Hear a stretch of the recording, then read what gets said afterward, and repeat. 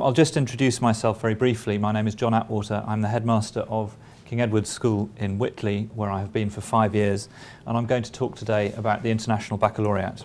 A little word about the organisation itself.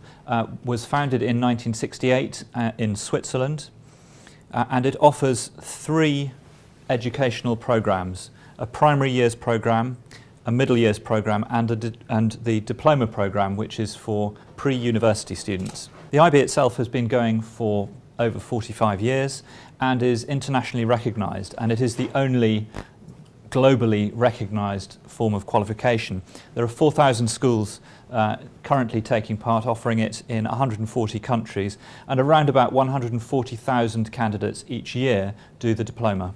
The IB itself is an educational philosophy rather than just a set of qualifications, and their mission statement, what it says is that they aim to develop inquiring, knowledgeable, caring young people who help to create a better and more peaceful world through intercultural understanding and mutual respect. And I think it's important just to recognise that all schools which offer the IB are thinking along those lines. That is one of their aims as well. The organisation works with schools and governments and international organisations to make sure that there is this common idea of education which can be genuinely global and lead to intercultural understanding.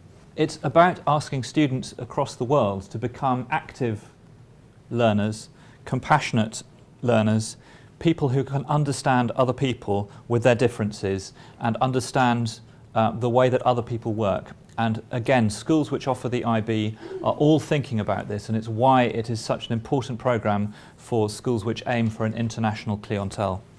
So the IB has a learner profile. This is what it aims to produce in its students. To be caring, to be inquirers, balanced, thinkers, risk takers, communicators, principled, and open-minded. And here is how it works. I hope you can see this slide. In the middle, there is a core which includes the way that you are taught, and that's the ethos that I was talking about a little bit earlier. And then theory of knowledge and creativity, action and service, and an extended essay, which are all part of this central thing that everybody does. Then, I'll come back to that in a second, but then each student, language acquisition means, and studies in language and literature, means that every student will study their own language, and they will also study another language. So each student will study at least 2 languages.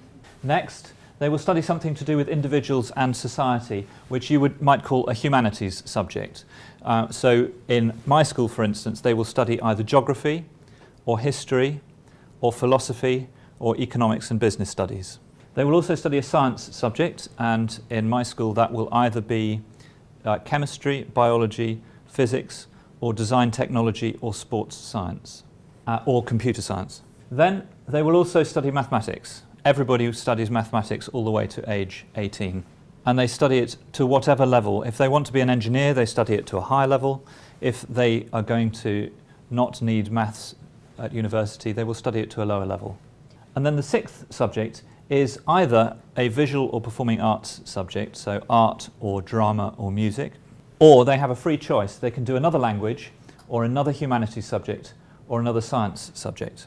So for instance, if you want to become a doctor, you would study chemistry and biology. That biology would be your subject that you take instead of an arts subject. And then in addition, as I say, there are these 3 bits in the middle. You have the theory of knowledge, which is about how you learn and how different subjects transmit knowledge in different ways. For example, learning through maths is very different from the way that you learn through art.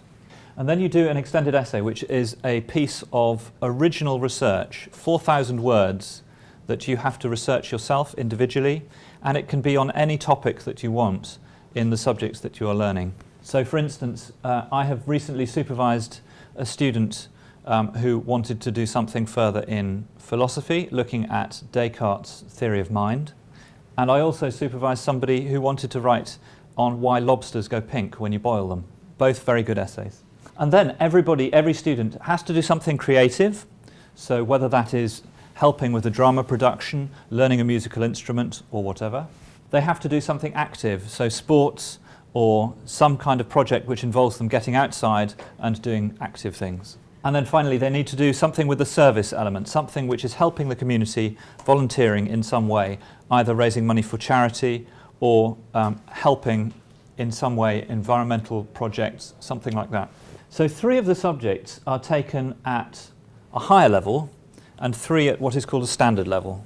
And each of the subjects in the end is assessed with a mark out of 7. Then for the theory of knowledge and extended essay, together there is a mark out of 3, and that makes a total of a scale of 45 points. 45 points, if you get 45 out of 45, only about 100 people worldwide will get 45 points each year, and they go to whichever university they want to.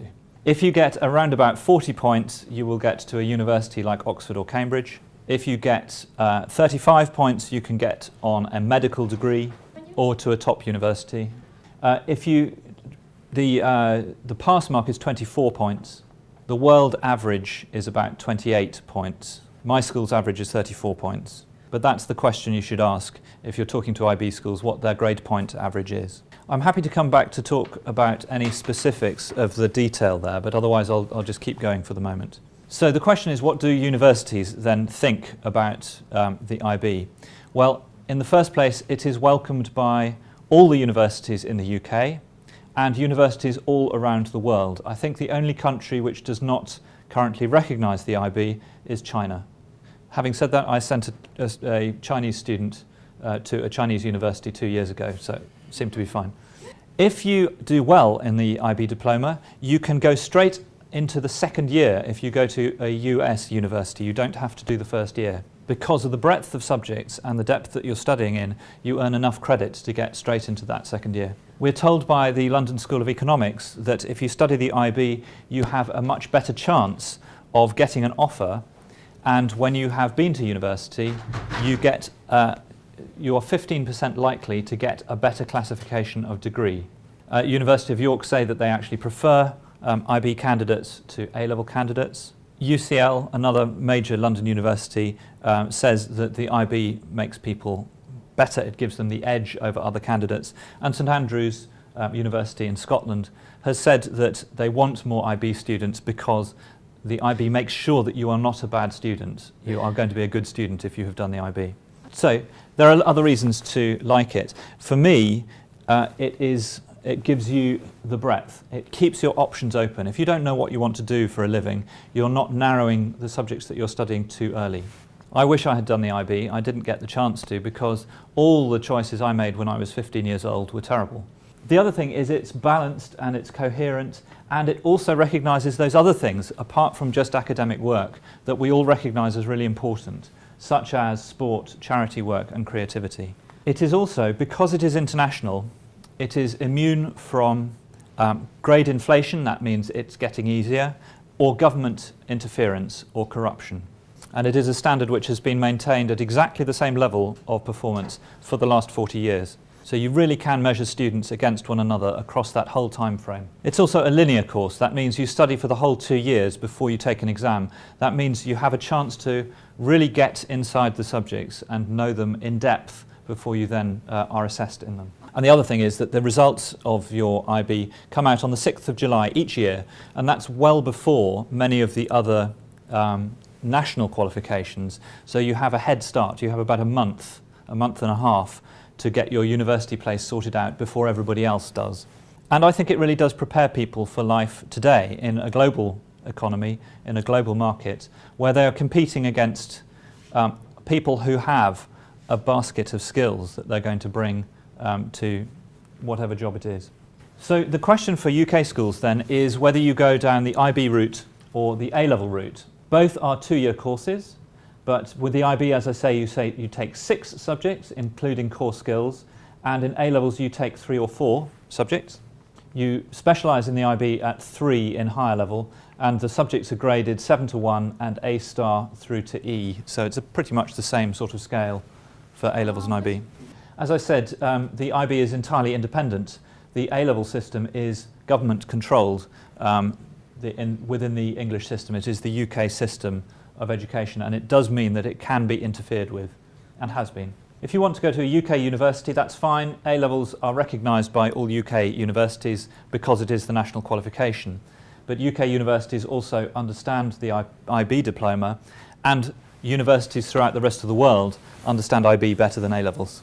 And finally, the IB has not changed very much since the 1970s, so it's been very stable for 40 years. The A-levels have changed, and they're changing again from this coming September. The UK government is trying to make them again better than they have been, more rigorous, and there are changes coming in, and we're still only now getting the details of what those changes are going to be. And that's it. That's a very brief overview of it. That's a picture of my school. Thank you very much for coming.